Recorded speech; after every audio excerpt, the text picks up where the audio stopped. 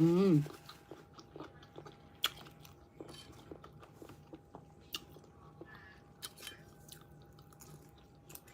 Sarap. Kasi healthy. Dahil fermented siya, guys. So, pag fermented, ibig sabihin may probiotics, bacteria, na good for the gut or sa ating tiyan. Gut bacteria. Mm. Mm. Hindi na ako nag-cheese, guys, or nag-lab na. Egg, plain egg and ating egg and ating bread. Toast bread. Mm.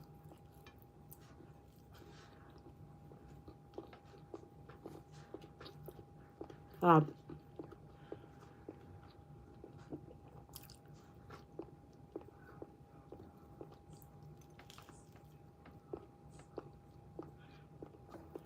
Ito yung nuggets, guys.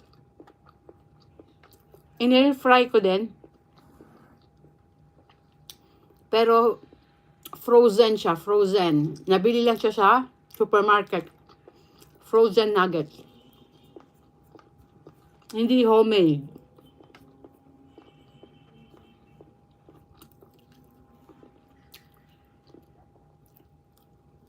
Mmm.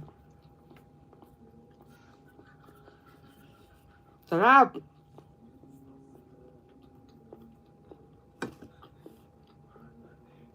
In fairness, guys, akala ko siya talagang hindi ko magugustuhan yung sauerkraut.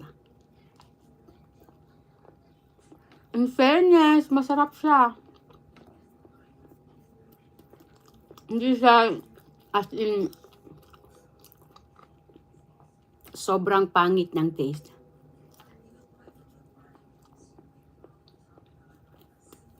Healthy siyang appetizer.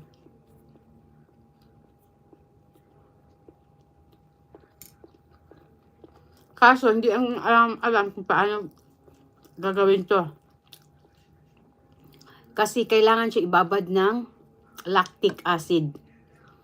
Wala tayong lactic acid, guys. Saan tayo mabibili?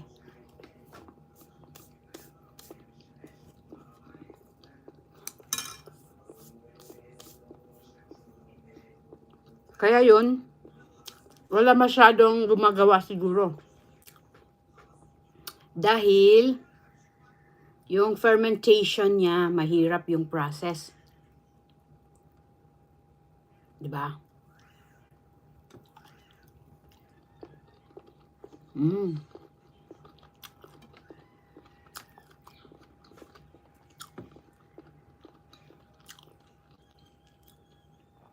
Masarap naman siya sa nuggets.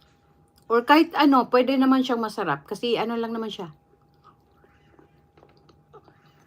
Appetizer.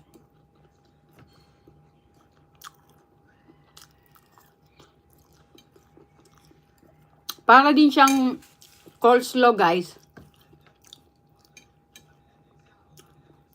Kasi yung coleslaw ay cabbage din. Pero yun nga, ang hinalo ng coleslaw ay mayonnaise. Para din siyang coleslaw kasi ganyan din. Pero ito shred ang cabbage.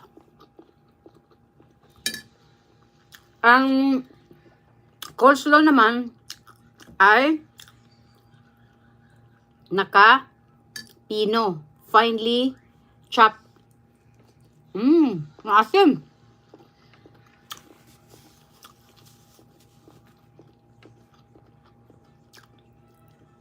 Kasi lactic acid.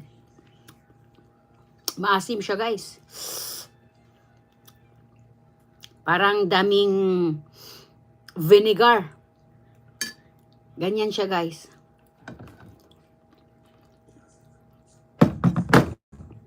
Highlight natin.